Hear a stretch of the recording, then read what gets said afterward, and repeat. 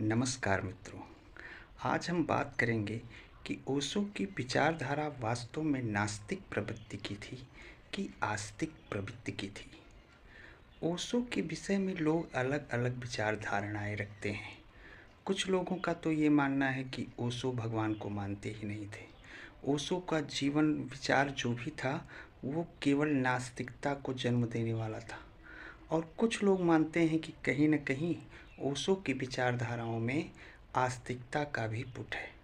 अब जो भी हो, ध्यान से अगर देखा जाए तो जो लोग आस्तिक होते हैं वो भी भगवान की खोज में ही रहते हैं, और जो लोग नास्तिक होते हैं वो ईश्वर को ना मानते हुए भी उसी प्रमाण में लगे रहते हैं कि कैसे सिद्ध किया जाए कि ईश्वर है कि नहीं है।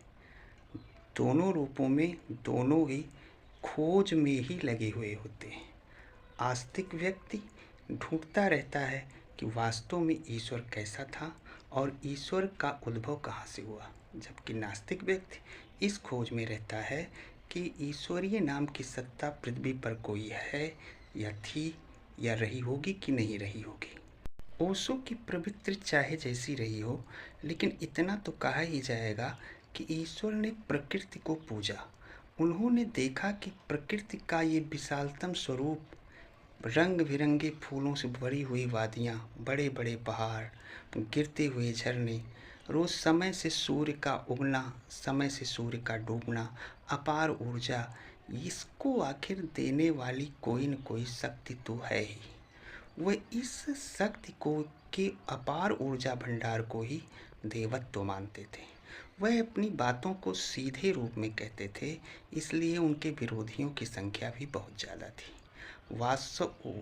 ओशो एक दार्शनिक थे और वो प्रत्येक चीज़ को बहुत ही बारीक और सूक्ष्म रूप से देखते थे। ओशो की विचारधाराओं में स्पष्ट दिखाई देता है कि ओशो कहीं न कहीं ईश्वर के स्वरूप को किसी न किसी रूप में अवश्य मानते थे। ओशो के पिता एक व्यापारी थे। ओशो का जन्म मध्य प्रदेश में हुआ था। मध्य प्रदेश पहाड़ी इलाकों से भरे हुए एक छोटे से गांव में उनका जन्म हुआ। कहा जाता है कि ओशो बचपन से ही हठवादी प्रवृत्ति के थे। उनका नाम बचपन में रजनीश चंद्र रखा गया।